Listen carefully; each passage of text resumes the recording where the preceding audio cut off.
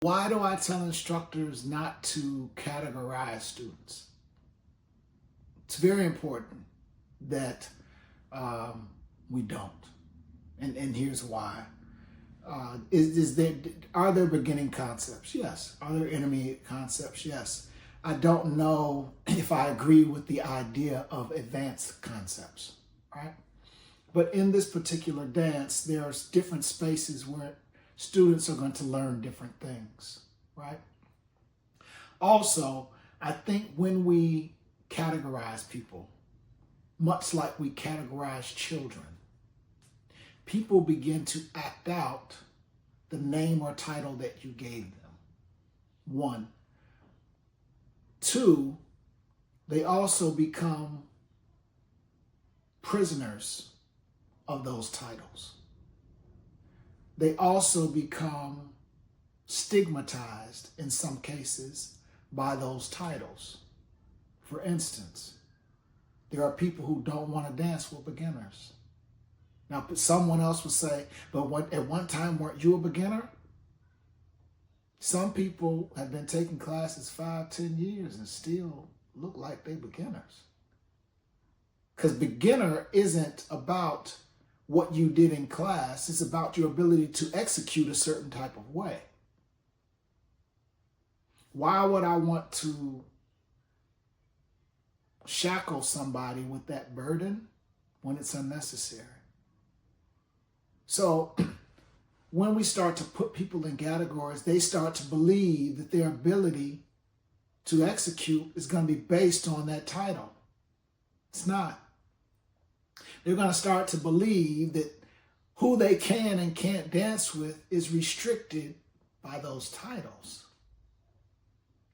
They're going to believe, well, I'm over in this area. I need to get out of this area so that I can be with the better level of people. We have enough of that in our community. Because the reality is, it's not about good, bad, or otherwise. It's about what we're exposed to and what benefits us. What tools are we being given to improve?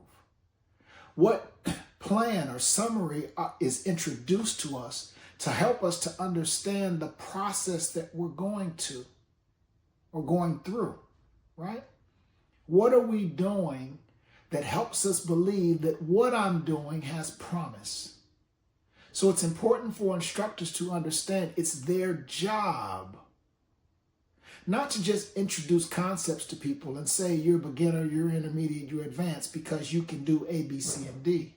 It's about learning how to instill understanding, faith in what you're doing, and the knowledge that what someone is doing, i.e. the student, is leading them to a certain space of accomplishment. And that accomplishment is what they came for. Not what the instructor says needs to happen, but that the student understands. By not hardcore classifying people into different spaces, we allow their brains the freedom to expand rather than be burdened with, oh, woe is me, I got to do this like this, and I have to accomplish this like that and the other in order to be successful. Those are things that a seasoned instructor learns, but those are also tools that newer instructors or less experienced instructors should be given and introduced to so that they can be more effective earlier in their development. It's not something that you should have to wait to see or be aware of to hold. And so if we have more instructors learning how to interact and how to mold and get their students excited about whatever they're learning, that we've done a better job than telling them, oh, one day you're going to get your yellow belt, or one day you're going to get your blue belt.